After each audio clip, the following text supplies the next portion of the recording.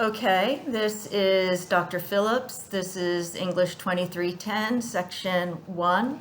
And this is going to be a video lecture on Books 1 and 4 of John Milton's Paradise Lost.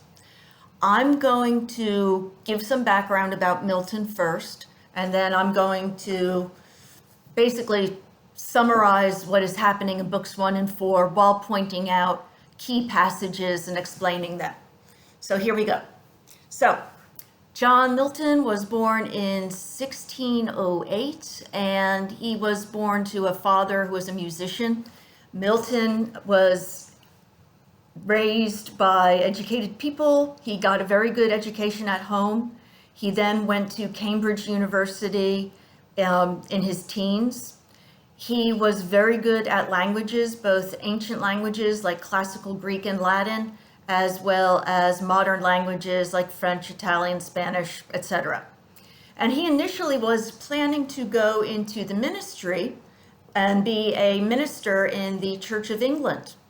But he became so disenchanted with what he saw as this very careerist, not very devout or spiritual people in the profession that he was like, nah.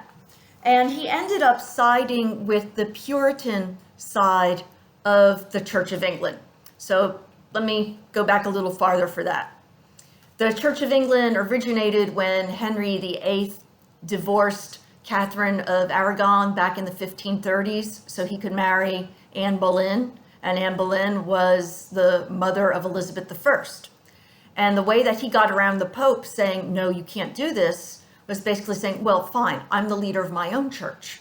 And he kind of took on what was going on with Martin Luther and the Protestant Reformation in Germany, and basically used that as an excuse to break away from the church, from the Roman Catholic Church. So he could say, yeah, I'm Protestant now. You Roman Catholics, you're corrupt, like Luther said. Now I'm going to marry this wife, okay? Bye. And also, Henry VIII loved being in control, so now he didn't have to answer to the Pope in religious matters. He could answer to himself. And when Henry died, his son Edward was a much more sincere, hardcore Protestant than he was. And he was like, yeah, we're going to make this like totally Lutheran, maybe even Calvinist, like the Germans have been doing in Switzerland and parts of Germany. And so the Book of Common Prayer was written in his reign. Then Mary I, also known as Bloody Mary, Henry's daughter by Catherine of Aragon, became queen, and she was a devout Roman Catholic who said, oh no, we've got to dial this back. We have to bring this back to the Roman Catholic Church. She died after only 3 years of reigning, and Elizabeth finally became queen. And one of the things that Elizabeth tried to do with the Church of England was to say, we are still a Protestant church. We are, I am the head of the church. I have bishops who answer to me, and the church will have a theology based more in Protestant teaching, but it's not going to be extremist. And so there was what we call some Reformation, but also a little bit of leftover emphasis on the sacraments and on the liturgy and the Eucharist, the taking of Holy Communion. So Elizabeth also said famously that she did not make a window to peep into men's souls. All she wanted was basically people to put on an outward show, to go to church when they were supposed to pay their church tithes, and to just go along to get along. Whether you were secretly deep down inside a Roman Catholic, or deep down inside you wanted the church to be reformed even further, she didn't care. She just wanted you to at least follow the rules outwardly. And for some people, this was enough. This was fine. For other people, it was not far enough. In a way, they were looking at what young Edward VI had been trying to do by making this more of a purified, radical, streamlined Protestant church. And they said, that's what we want to do. This church version that we have right now is still kind of corrupt, still seems a little too Roman Catholic. We want to purify the church. And that's where we get the term Puritans from.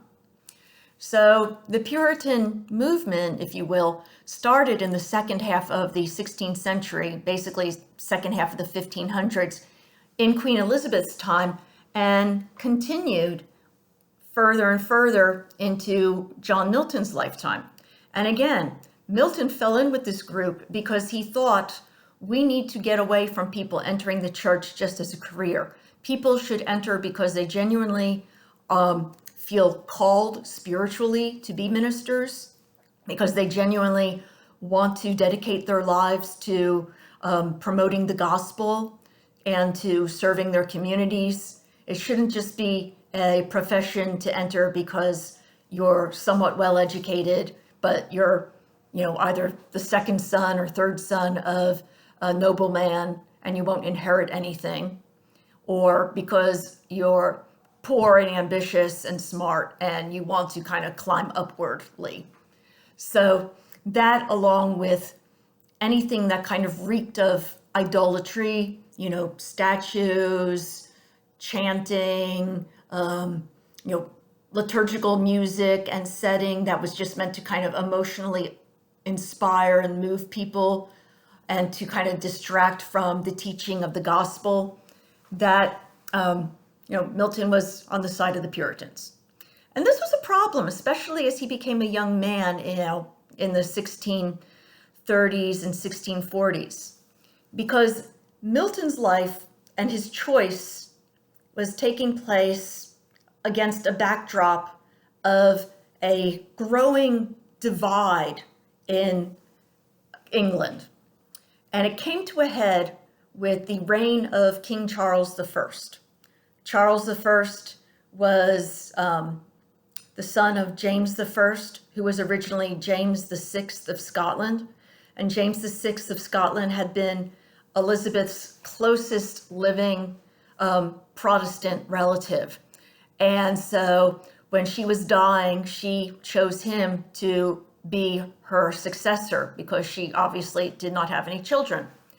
So James was Protestant enough for England, and he also came with a wife and family. So people were excited that they were actually going to have a nice, steady line of succession.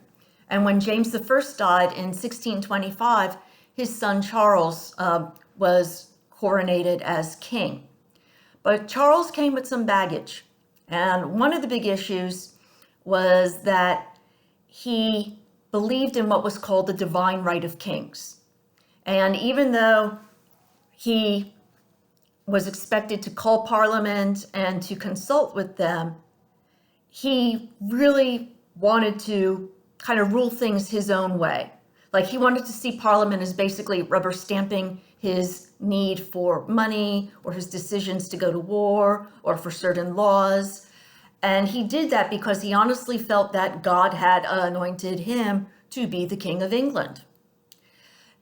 And this did not sit well with a lot of people in Parliament, kind of the equivalent of our House of Representatives, because they felt that they were being ignored or cast aside, or all the advice that and demands they were making were not being listened to. And they were really upset when Charles I basically said in 1628, you know what?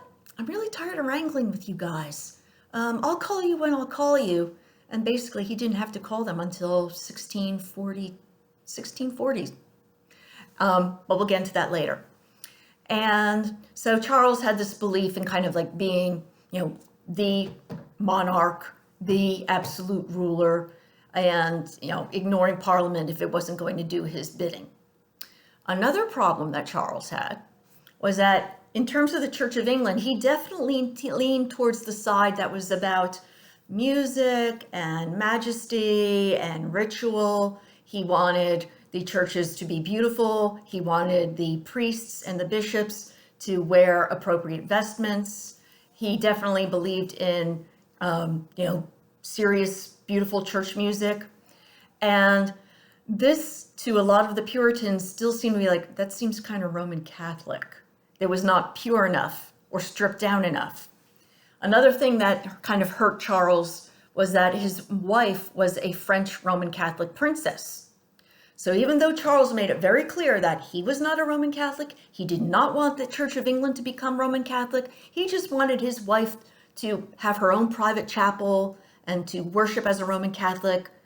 That was not enough for a lot of people. They saw her constantly as a threat and as somebody who had too much influence over Charles. And they felt like, with her, she would end up steering the Church of England and Charles into being Roman Catholic, whether he knew it or not. So this was all coming to a head in the 1630s, and especially the late 1630s and the early 1640s. Milton was definitely on the side of Parliament. He feared that if the king were allowed to raise money any way he wanted without calling on Parliament, that he would turn into a tyrant. He felt, along with many parliamentarians, that the natural liberties of Englishmen, the ability to participate in government, was going to be limited or disregarded. And he also felt that this emphasis on kind of the pageantry and mystical and sacramental side of the Church of England was moving people away from kind of the promise of the Protestant Reformation, which was a concentration on the Gospels, on preaching, and on people being able to read and interpret the Bible on their own. So when the First English Civil War broke out in 1640, 1641, Milton was definitely on the side of the parliamentarians and on the Puritans. Now, he did not fight. He was busy traveling and working as a secretary and poet for various people. But he wrote pamphlets that definitely supported Parliament and Puritanism. And to make a long story short, the Civil War effectively ended in 1648 when Charles was captured by parliamentary forces and held as a hostage. And basically they said, look, you got to come to the table now. You've lost. And you've got to grant us these powers that we not only had in the past, but we really think we should have now in the future, even if it means taking powers that traditionally belonged to the king. And Charles tried to double cross them. And after a while, the Puritan parliamentarian side said, we can't trust him anymore. And they did something that had been never done before. They said, we're going to put the king on trial and argue that he is guilty of treason against his people. Now, there have been plenty of kings, emperors assassinated in the past. And there have been a lot of kind of shifty situations in which, a king kind of disappeared from public view and then his death was declared a few months later and, oh, here's the new king. But nobody had ever said, okay, current king, you're not only a lousy ruler, you are a traitor. You have betrayed the nation and you deserve to be put on trial and determined by law whether you are guilty or innocent and what kind of punishment you will have if you are guilty. And so the trial, basically, if you sympathize with Charles I, it was a kangaroo trial. It was basically a show trial. They knew from the very start that they had to declare that he was guilty and they had to execute him.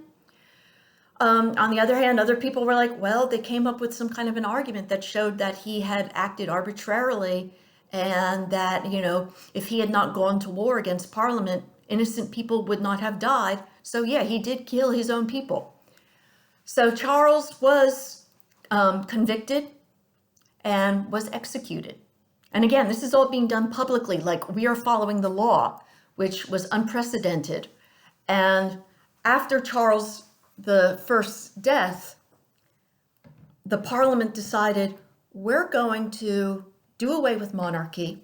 We're going to establish a commonwealth that will be ruled by Parliament. And there was a power struggle between various factions in Parliament until you had kind of the most radical, most puritanical group that survived, that was led by Oliver Cromwell. And after a few years, he basically got the title of Lord Protector. And he was operating basically like a king, except don't call him a king. And during this time period, Milton worked as the private secretary for Oliver Cromwell. He basically worked as his translator. So when Cromwell would get documents written in other languages, it was up to Milton to translate them, explain, give the translation to Cromwell, then take Cromwell's answer and translate it into the language for the ruler or the person he was addressing in the letter. And Milton did this, until eventually his eyesight started to suffer, and he eventually would become blind by 1660.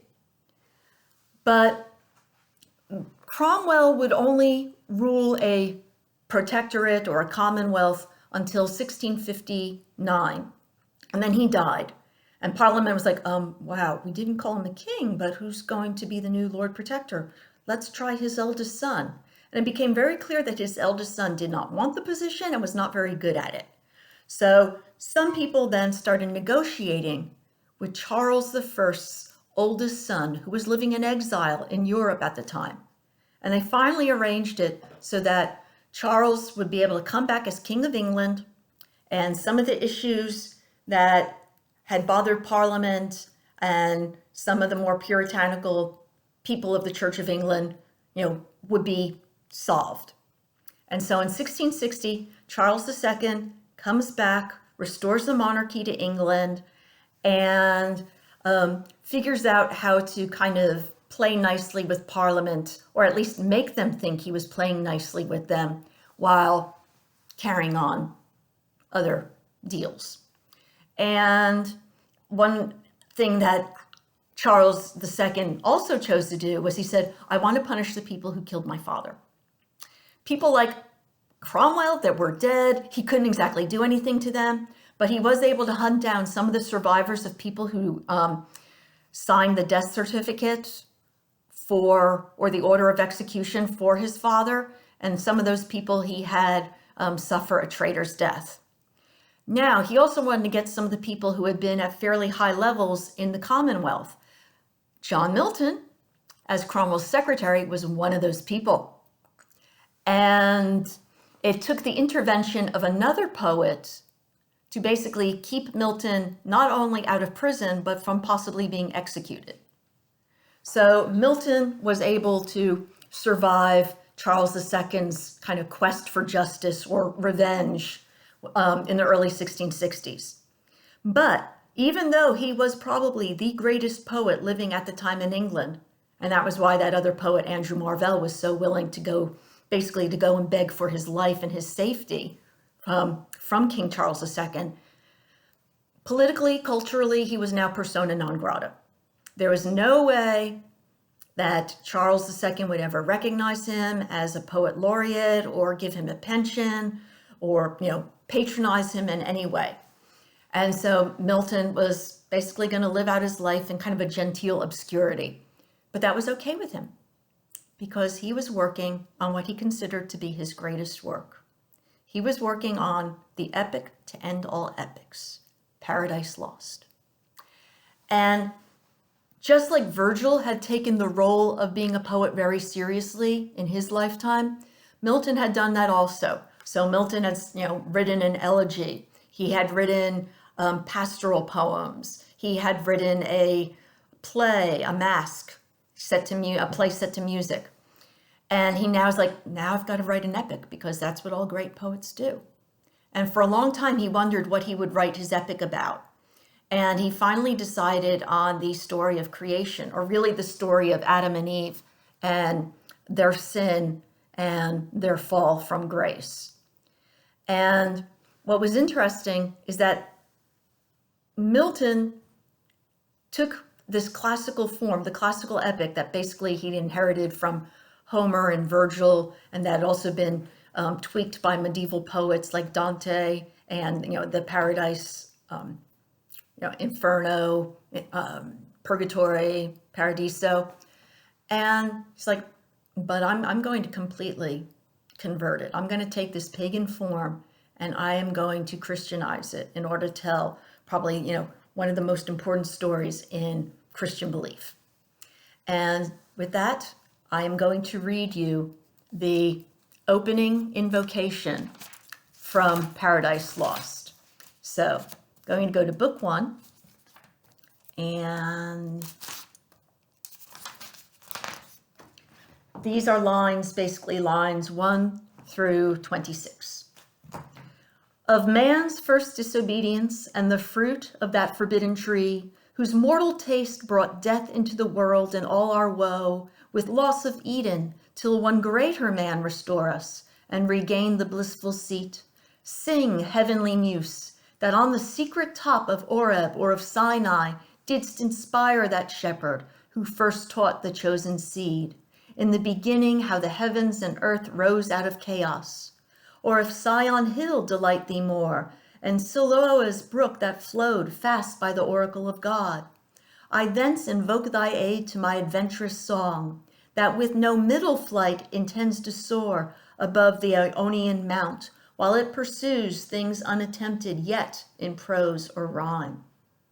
And chiefly thou, O Spirit, that dost prefer before all temples the upright heart and pure, instruct me, for thou knowest, thou from the first was present, and with mighty wings outspread, dove-like sat brooding on the vast abyss, and madest it pregnant. What in me is dark, illumine, what is low, raise and support, that to the height of this great argument I may assert eternal providence and justify the ways of God to men. All right, so that is Milton's invocation. And if you remember, invocation is basically where the poet asks a muse, a divine source of poetry, to help him or her tell their story, and in some cases, help them decide, where do I start? So let's look at what Milton is doing here. He basically lets us know right off the bat what his subject matter is. Of man's first disobedience, the fruit of that forbidden tree, mortal taste, brought death into the world, loss of Eden. It's basically like, this is about Adam and Eve disobeying God, eating the fruit from the tree of knowledge, and being cast out of the Garden of Eden, and thus bringing suffering, death, toil, trouble into the world. And we as their descendants have kind of inherited that. And he also says, until one greater man restore us and regain the blissful seat. And that's an allusion to Jesus Christ, the Son of God, being born as a human being and eventually sacrificing himself, being crucified to atone for humanity's general sin and to kind of make up for the mistake that Adam and Eve did. So he implores a muse, and he calls it the heavenly muse. And in one of the later books of Paradise Lost, Milton calls on the muse again, and he names the muse as Urania, the divine goddess of the heavens, of astronomy. But he also connects her to the Christian belief in the Trinity. So as Christians, people believe that there is basically God is three in one. There are not three separate gods, but kind of a God who can simultaneously be the Father and the Son and the Holy Spirit. So we've already heard about God the Son, Jesus, coming back to redeem humanity from Adam and Eve's sin. But when Milton describes this spirit, the muse, calling this heavenly, saying that thou knowest everything, thou from the first was present, and with mighty wings outspread, dove-like sat brooding. He's kind of creating the image of this heavenly muse as a bird, and specifically a dove. And in Christian iconography, illustrations, the Holy Spirit is usually represented as a white dove. So Milton is saying, you were there from the very first. You were an aspect of God. God the Son, God the Father, God the Holy Spirit. And even though I'm calling you Urania as a heavenly muse, a pagan term, I also see you as having a connection to the divine. So you were there, you sat there dove-like, kind of like, brooding or sitting on a nest as the world was being created out of chaos. And he then explains, and here's the reason why I'm telling this story, to basically explain God's ways to men. And I think that this goes back to one of the biggest questions that people have been pursuing in all religions for thousands and thousands of years. Why is there suffering? If there is a God, and we believe that God is good, so why do people suffer? If God made this wonderful place where humans started their life, Adam and Eve, why aren't we living there anymore? And, what is God then evil? Is God neutral? But you say God is good, omnipotent, and omnibenevolent, all powerful, all good. So why does he even allow evil to exist in the world? And in a way, this is where Milton is saying, well, I'm going to explain it to you. I'm going to tell you the story of how this all happened. And at that point, he starts. And he starts again in media res, in the middle of the story. He starts specifically at the point where the rebel angels have just lost the battle in heaven. And God has cast them all down into this fiery, chaotic, darker than dark place, which is going to become hell. And these fallen angels of now starting to kind of get up and stretch and look at their wounds. And they're starting to change in appearance. They're not just battered and bruised from the fight, but also they've lost that beauty that marked them as, God's highest creation up to that point. And the leader of these fallen angels was an angel called Lucifer, but who will now be addressed as Satan for the rest of Paradise Lost. So in books 1 and 4, we're really going to get Satan's viewpoint and an understanding of who he is. And, see him as maybe the secret hero of the story, or maybe a subversion of the classical hero, or maybe some kind of political allegory. But let's look through section, book 1 first. So Satan is looking around and he realizes we've lost the war, and yet God did not destroy us. He cast us down into this new place. Well, why did he allow us to live? And one of the things he considers, did he allow us to live to serve him as bad guys? Kind of like doing his dirty work? Or are we completely separate from him now and we have nothing to do with him? But Satan is so angry and resentful that he feels like, I can't let God alone. And as he's talking with a couple of the other fallen angels, he says that we're going to basically make it our goal to ruin everything that God creates. So whatever good thing God creates, we're going to destroy it or turn it to evil. And if God then takes that evil thing and brings good out of it, we're going to then bring out further evil. So they're going to live in kind of this dialectic with God, where everything good, they're going to try to pervert or destroy or turn to evil. And that way, Satan feels he won't be done with us. We won't have surrendered to him. We're always going to show him that, we're not going to give in. And he says to the rest of the fallen angels, and this is going to be our home base, our kingdom now. So if we look at book 1, let's say lines 2, beginning at 249. Farewell, happy fields where joy forever dwells. Hail horrors, hail infernal world, and thou profoundest hell, receive thy new possessor, one who brings a mind not to be changed by place or time. The mind is its own place, and in itself can make a heaven of hell, a hell of heaven. What matter where, if I be still the same, and what I should be all but less than he whom thunder hath made greater? Here at least we shall be free. So he says, instead of looking around and saying, wow, this doesn't look like heaven, wow, this really sucks, this is awful, he says, we should look at this as an advantage. We are rulers here. We own and run this place. And it is better to rule in hell than to serve in heaven. And really, he says, you guys just have to get into the right mindset. The mindset here is that, it doesn't matter where you are. It's your mind that lets you feel whether you're in hell or heaven. So that's why he says that the mind is in its own place and in itself.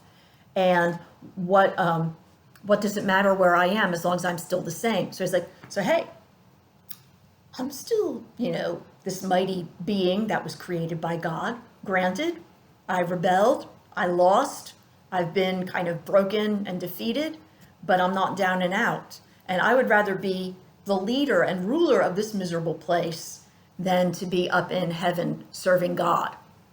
So he starts to encourage the others to start to see things his way. And I'm not going to go through all of book 1, but basically Satan calls all the other fallen angels together. And the idea is, okay, what are we going to do next?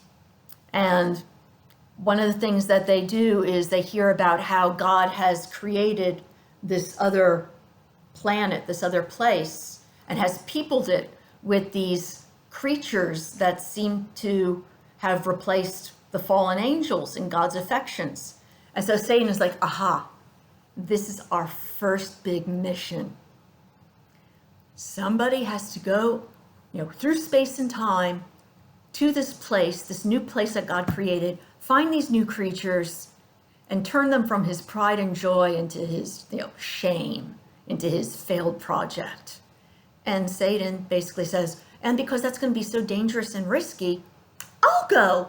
And he does this because he wants to basically claim leadership of the fallen angels. And what better way to do it than to take on a risky mission, survive it, come back and say, look, I triumphed, I'm your king. So that's basically what he does through books 1 through 3. It's not until book 4 that we finally get to the Garden of Eden, and we see it through Satan's eyes. So, jumping to book 4 now. Satan is on earth, and he's looking at the Garden of Eden from the outside, and he's able to enter it. And as he's looking, he's wonderstruck, and he's amazed at the beauty and the color and the care that has gone into it. And now that starts to remind him that God can create beautiful things. And at one time, he was one of those beautiful creations that belonged to God. And he starts to feel a little bit of regret and a little bit of unhappiness about what he did rebelling against God. So let's look at how Milton describes him. This is starting on line 15. So, which nigh the birth now rolling boils in his tumultuous breast, and like a devilish engine back recoils upon himself. Horror and doubt distract his troubled thoughts, and from the bottom stir the hell within him. For within him hell he brings, and round about him, nor from hell one step no more than from himself can fly by change of place. Now conscience wakes despair that slumbered, wakes the bitter memory of what he was, what is, and must be worse. Of worse deeds, worse sufferings must ensue. So now he's starting to kind of recoil. He's looking back at himself, and he's looking back at what he did, and he's feeling horror and discomfort. His conscience wakes, and now he starts to feel despair.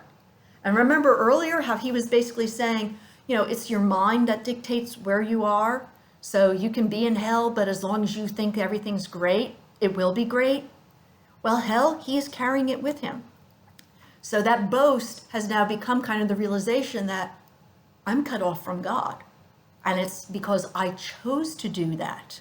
And I have lost the ability to see him, to communicate with him, to be beautiful, to be amongst beautiful things. I'm not supposed to be here because I'm supposed to be in hell. And mentally, he is in hell. So as he's looking at this beautiful place, he starts to kind of second guess himself. And again, close to book 4, we have about line, let's see, starting about line 41. So he's looking back and he says, everything was fine. My life was actually not that bad in heaven, except I started to feel pride. He started to feel, a little too full of himself, and envy and resentment, because he would look at God and say, why are you ruling? I'm almost as powerful as you. I could be leader.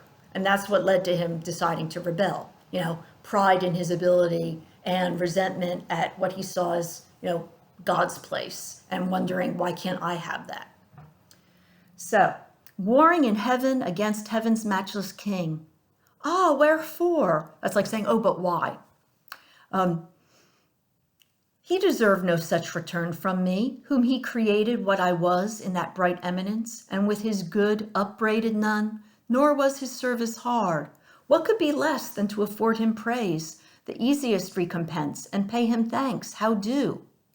So he says, all we had to do is just sit around and give thanks to him for creating us all day. It wasn't that hard. And yet all his good proved ill in me, and wrought but malice. Lifted up so high, I disdained subjection, and thought one step higher would set me highest, and in a moment quit the debt immense of endless gratitude, so burthensome still, paying still to owe. So what he says is, and yet he was good to me, my situation was good, the payment of praise, if you will, was easy, and yet that did not keep me satisfied. And we get the impression, again, that Satan or Lucifer was probably one of the highest ranking angels in the hierarchy of angels. And so it was like, he was so close. I was like, oh, I could be there. Why aren't I? And that led to that resentment and that rebellion. And he, thought, once I get there, I don't have to pay that debt of endless gratitude. Now think about this. Have you ever been in a situation where you owed somebody, not just for one favor, but you owed them basically for a lot of stuff? And even though you were grateful and thankful for it, after a while, it just got to be too much?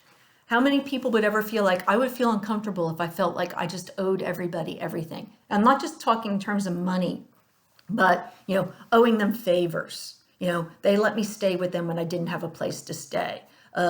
They paid for my lunch when we would go out every single time. You never get a chance to pay them back. You never get a chance to say, I'm fine, I can do this on my own. And so going from that initial gratitude, some people might find themselves growing resentful, kind of like, I'm tired of being a charity case. I'm tired of having to owe everybody and always being like, oh, thank you, thank you, thank you. For once I'd like to do things on my own, or better yet, do a favor for somebody and have them in my gratitude. And I think Satan is kind of feeling that burden of endless gratitude. It's like, I'm tired of being eternally grateful and thanking all the time for my existence. For once, I'd like to have people thank me for something. And he then goes on speaking to himself. And again, a little further down, line 66. Hadst thou the same free will and power to stand? Thou hadst. Whom hast thou then, or what, to accuse? But heaven's free love dealt equally to all. What he's reflecting on is that he had free will. He chose to rebel, and he could have just as easily have chosen not to rebel and to remain in heaven in his current position. And he also reflects on the fact that even though he was able to convince 1/3 of the angels to join him, 2/3 of them chose to stay with God. And this theme of free will is going to be very important to Paradise Lost. And I think it again gets into the question of, well, why do people get away with sin? Why do people get away with murder? Why do people suffer? Why does it seem that some people break laws left, right, and sideways and thrive, and other people are always good and being good Christians and good, just good people and good citizens, and yet they suffer? Well, we'll see. But Milton has Satan reflecting that he could have chosen to stay with God, and yet he didn't. And he says It's because heaven's free love was dealt equally to all. It was like he wants to blame God for being such a loving God and loving all of his angels equally that he felt like he had to rebel. Okay. But heaven, by then his love accursed, since love or hate to me alike, it deals eternal woe. Nigh cursed be thou, since against his thy will chose freely what it now so justly rues. He's basically saying, I'm cursing myself. He's talking to himself. So he's like, I'm cursed because I chose to do what I did, and now I'm regretting it. Me, miserable, which way shall I fly? Infinite wrath and infinite despair.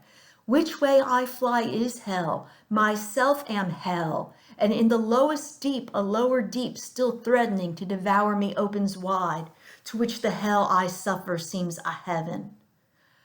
Again, going back to that idea of your mind, has the power to make things to make what you can of things. But now it's turned from, we're in this miserable place, but we can, will ourselves into being happy about it, to I can be in the most beautiful place that God created and I'm miserable. And that misery is because I chose to rebel against him. I chose basically to cut myself off completely from him. And, I can boast as much as I like about my power and being king of hell, but that's nothing compared to what I recognize I have lost. And I suffer because of that loss. And I can't get away from it. He even thinks about the idea of penance. And he says that, if that's possible, he could choose to apologize to God and beg mercy. But as he thinks about that, he realizes that he doesn't want to do that. And so if we look at line 93, but say I could repent and could obtain by act of grace my former state, how soon would height recall high thoughts? How soon unsay what feigned submission swore? Ease would recant vows made in pain as violent and void. For never can true reconcilement grow where wounds of deadly hate have pierced so deep, which would but lead me to a worse relapse and heavier fall. So this is where he says, no, I can't apologize and be accepted back, because he recognizes that even if I kind of took my place again and pretended that I was grateful or actually felt gratitude for a little while, I'd start feeling the same old envy, the same old resentment, and I would rebel once again and probably get an even worse punishment than what I have now. So I just can't do it. He, chooses that he can't beg for forgiveness. And so he wraps up this soliloquy, this long extended internal speech, with these lines of, we've got 108.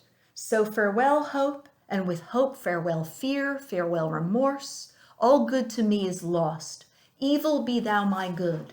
By thy at least divided empire with heaven's king I hold.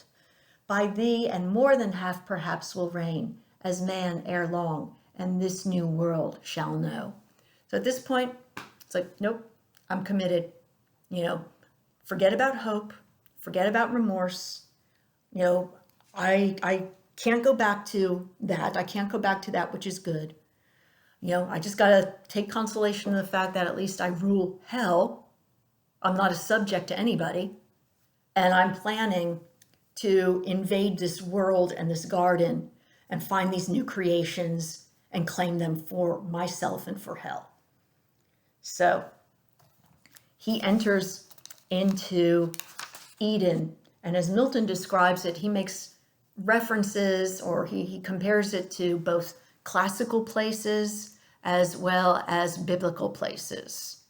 And he's trying to give people a sense of what people in the 17th century thought might have been the location of the Garden of Eden, which would have been probably around the area of ancient Mesopotamia, Sumer, the lush area between the river Tigris and Euphrates.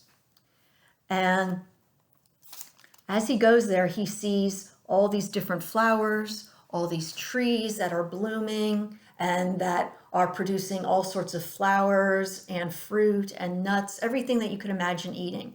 and everything is lustrous and thriving. He sees the different types of animals. He sees the source of a river coming from these beautiful mountains.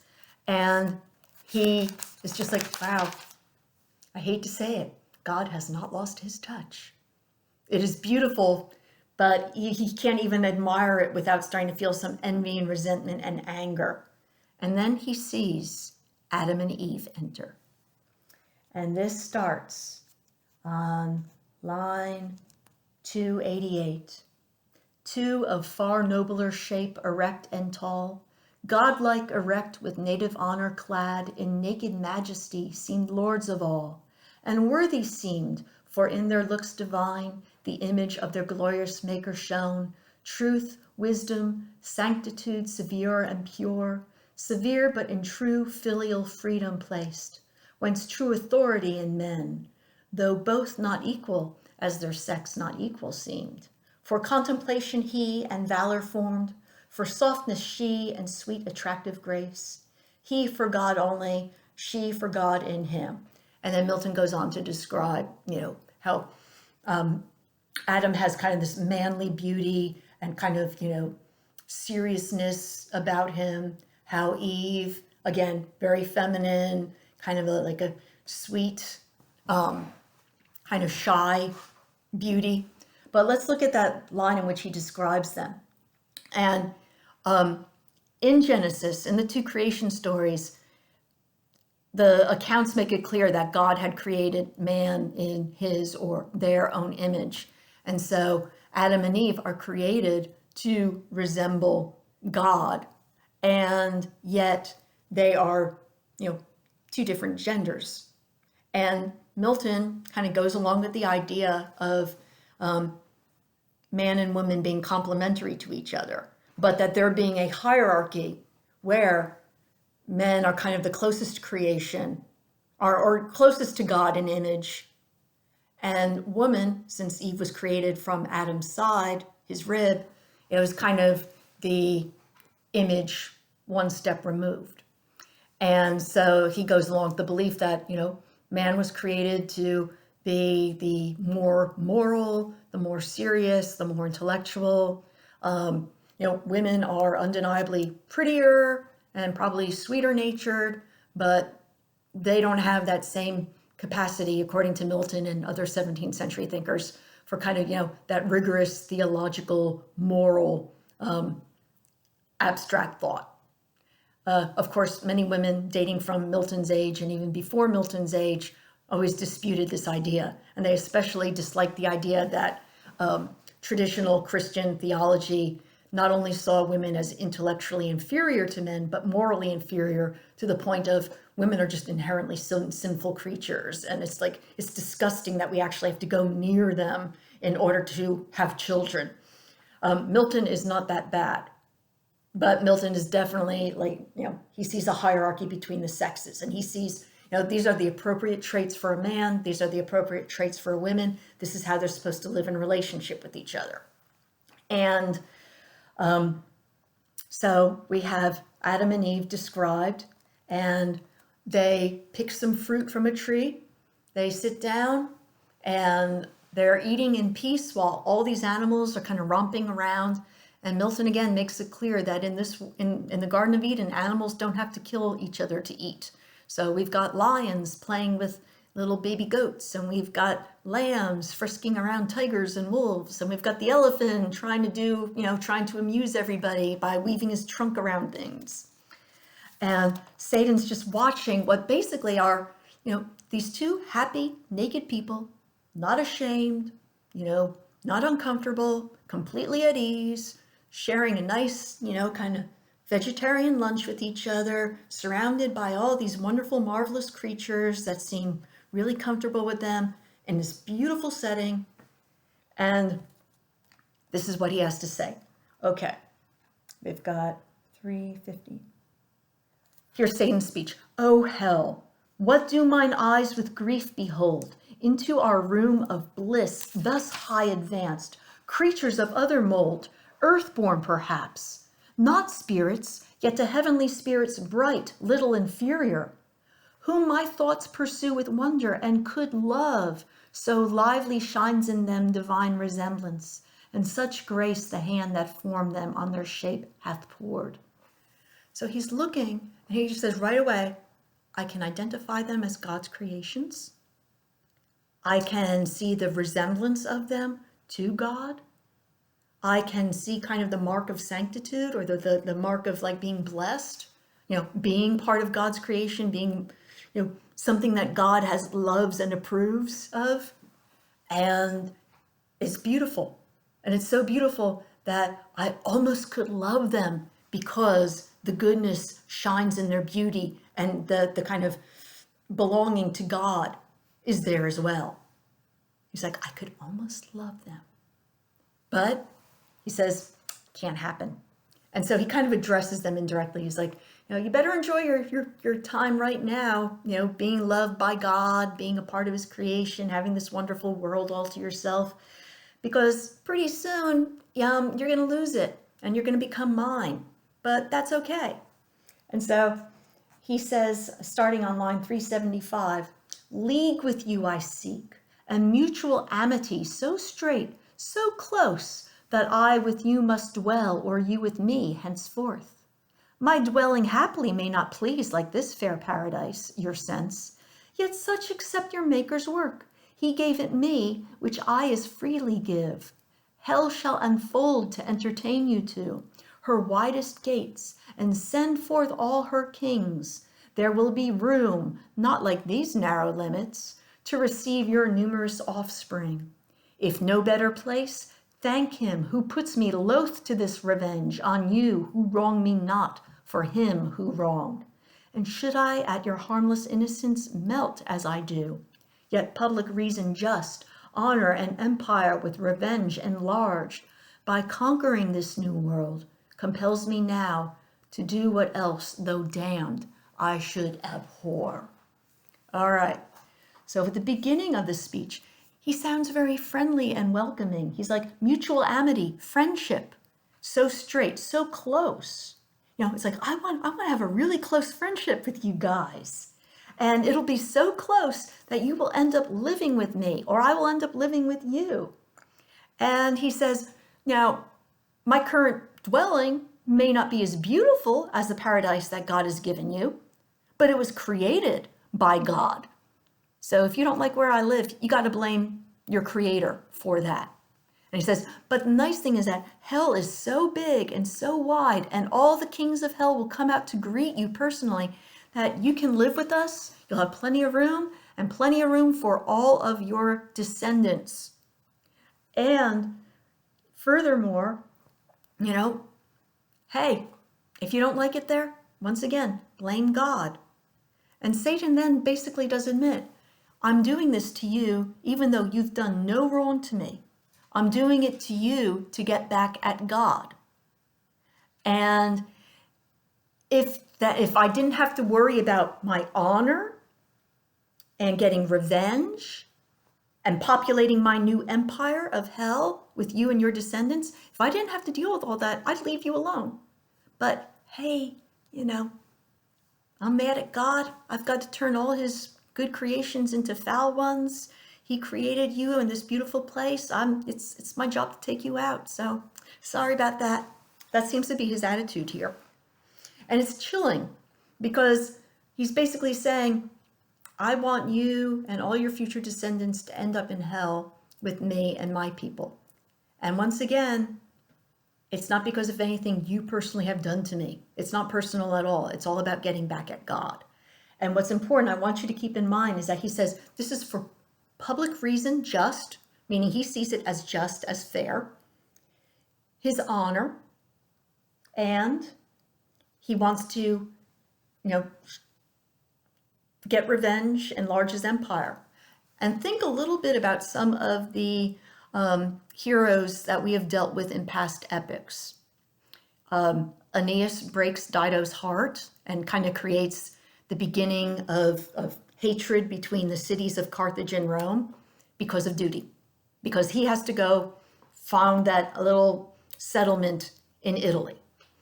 Rama basically shames Sita in front of all of creation unless she can prove herself pure enough for him.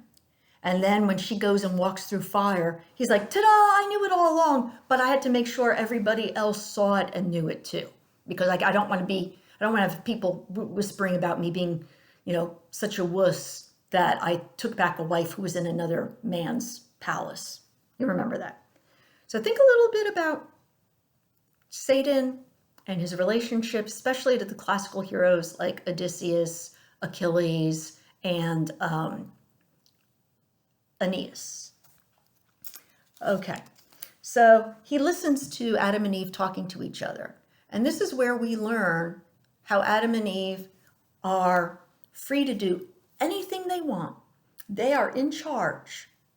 They can eat what they want. They can, play with the animals. They can spend their days doing practically anything, whatever, except they are not supposed to go near the tree of knowledge. And that is the one thing they are forbidden to do. And they have agreed to it because they've got so much else. It's like, okay, one little prescription, one little thing we can't do versus everything else that we can do, and versus being in control of everything else in this garden. Fine, we're happy with that. And so as Adam is talking to Eve and he wraps up this speech, I just want to look at how he kind of wraps things up in terms of saying, okay, we can do everything but eat from that tree of knowledge, which is next to the tree of life, because it's like death to us. But everything else is fine. So starting on line 432. Then let us not think hard one easy prohibition, who enjoy free leave so large to all things else, and choice unlimited of manifold delights. But let us ever praise him and extol his bounty, following our delightful task to prune these growing plants and tend these flowers, which were toilsome, yet with thee were sweet. So basically, they got one job, or actually two jobs. One, to be eternally grateful to God and to give thanks to him. And two, to kind of trim things and keep things from growing out of control in the Garden of Eden. But other than that, their time is their own. They can roam wherever they want. All the animals, they're not afraid of any of these animals because the animals obey them as the Lord and Lady of creation. And Eve responds to Adam that she is fine with this and that she has no problem praising God because God created her and put her in this wonderful place with Adam. And she recounts what it was like for her to wake up right after God had created her. So she wakes up, she finds herself on a bank of green grass next to the lake. She looks down at the lake and she sees her reflection.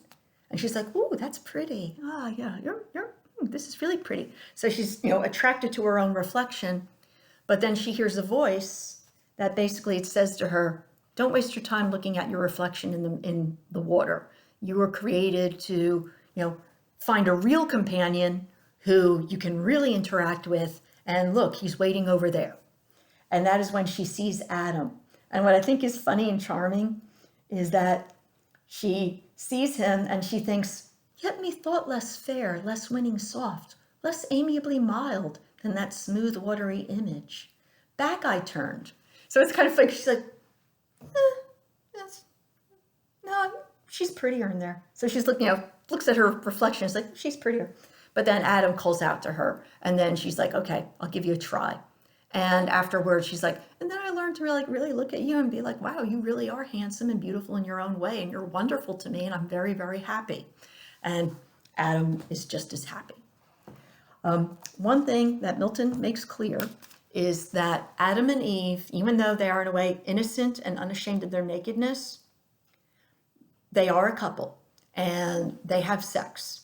And Milton is making the statement that sex in itself was not bad. It was not evil. It was not sinful. It was actually something intended by God to have humans bond to each other and to produce children.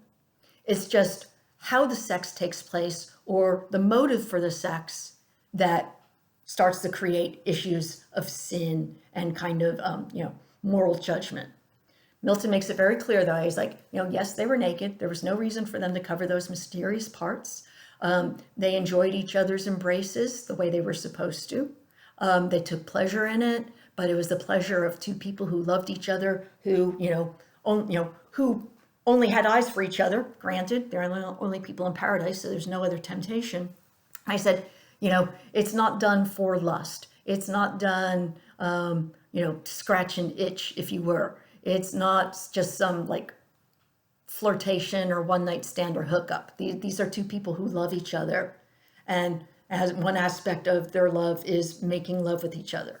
And think of it that way. Think about how sometimes people will say, well, there's a difference between making love and having sex. And there's a difference between having sex and whatever 4-letter word you want to use for having sex.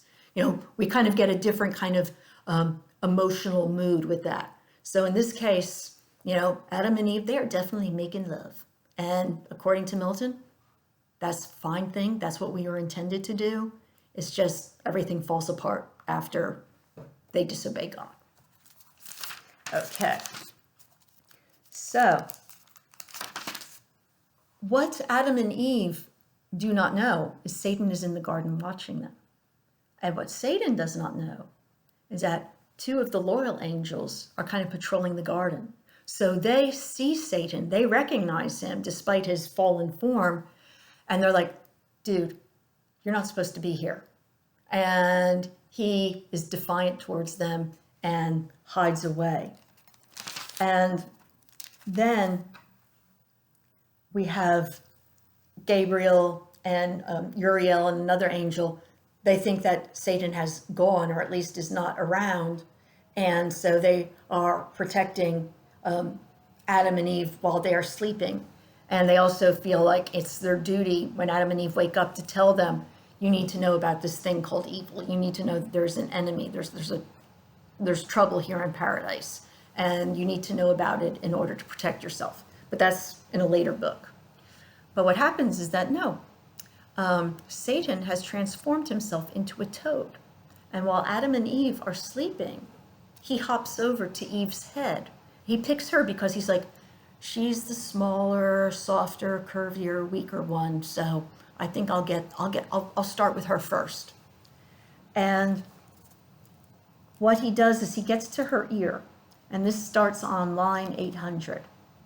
And a saying, squat like a toad, close at the ear of Eve, a saying by his devilish art to reach the organs of her fancy, and with them forge illusions as he list, phantasms and dreams, or if, inspiring venom, he might taint the animal spirits that from pure blood arise, like gentle breaths from rivers pure, thence raise at least distempered, discontented thoughts, vain hopes, vain aims, inordinate desires, blown up with high conceits, engendering pride. So basically, he's trying to kind of get into her thoughts and introduce the idea of envy, of wanting more than what you have, of being discontented, of kind of, phantasms, images, shapes, ideas that Eve previously didn't have. So in a way, he's starting to lay the ground for getting her into a mindset where she might eventually question, well, why do we have to keep away from that tree? Or why do we have to be grateful for God all the time? And in a way, he's kind of infecting Eve with the envy and the resentment and the discontent and the vain hopes, vain aims, hoping for something that you really shouldn't have, aiming for a goal that's really not an appropriate or a good goal for you. It's like he wants to lay the groundwork for that. But as he's a toad sitting there, he is found by the other angels and confronted one more time. And that's where we end up with the end of 4, when Satan flies off and the angels know they've got to tell Adam and Eve about this intruder.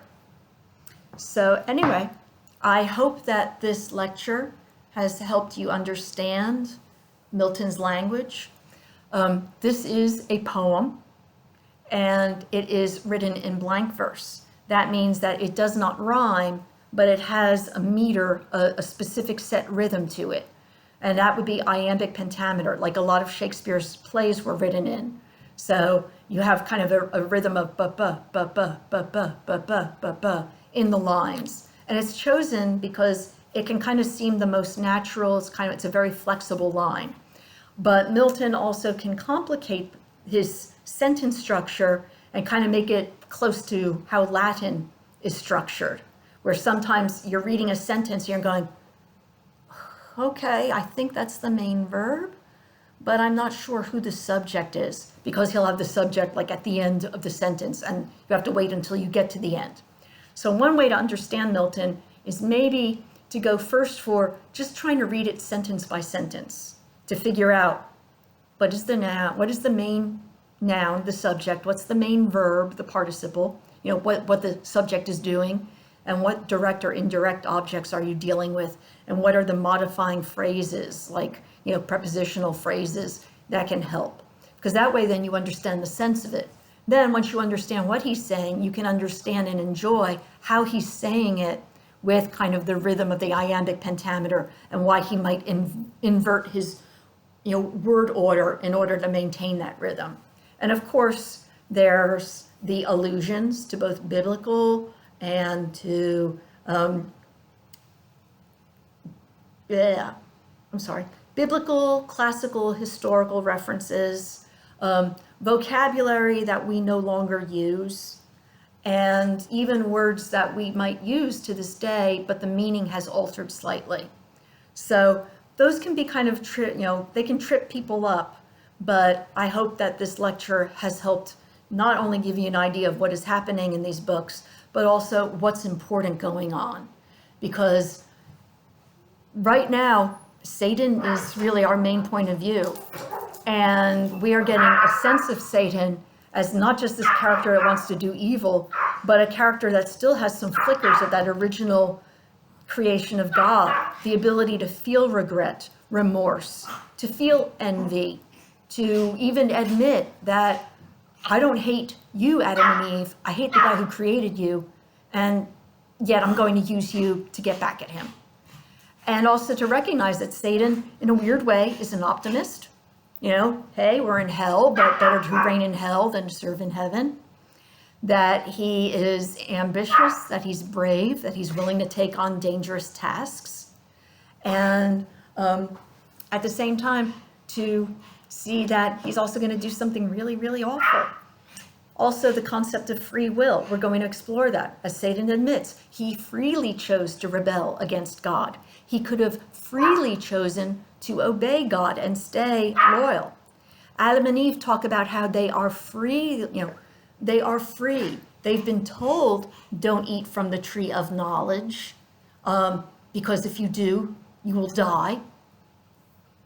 And that's supposed to be enough to keep them from choosing to do that. So they choose to obey God and to say, okay, we won't do that because we want to live and we really like it here and we really like what you've done for us. So we'll be exploring those lines a little further when we work on book 9 on Thursday. So if you have any questions, please feel free to email me and I will get back to you. Hopefully this has recorded. Bye.